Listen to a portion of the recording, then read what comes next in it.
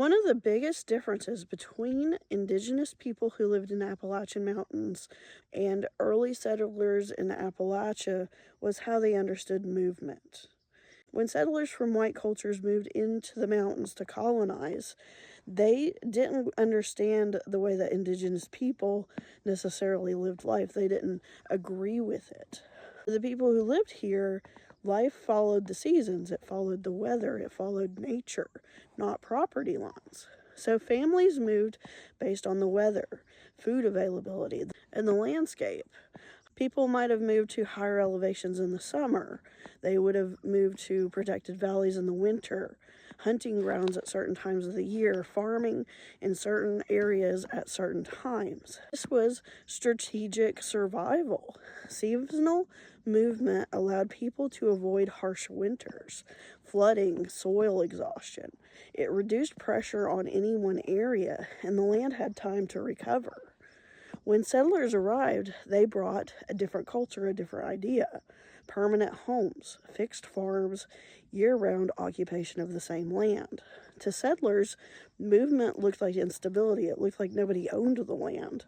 To indigenous communities, staying in one place year-round was dangerous. This difference caused constant misunderstanding between the cultures.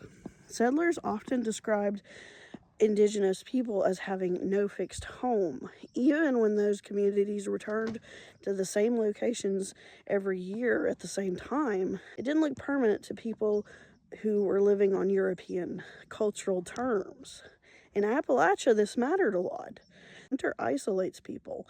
Spring, you have flooding. Summer heat changes travel routes and can be brutal. Seasonal movement worked with the land instead of fighting against it. And settlers, their survival depended on stored food, livestock, winter preparation. If something failed, then there was no seasonal escape. If their cattle died off because it was cold, their food systems were going to fall apart and they wouldn't have anything to eat. Over time, indigenous movement patterns were erased from the history books as the people who lived here were pushed out of their lands or they were killed off.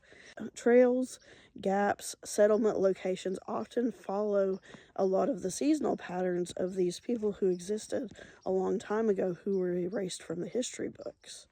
Understanding seasonal movement helps explain why Appalachian life was so hard and why some survival strategies disappeared when mobility disappeared.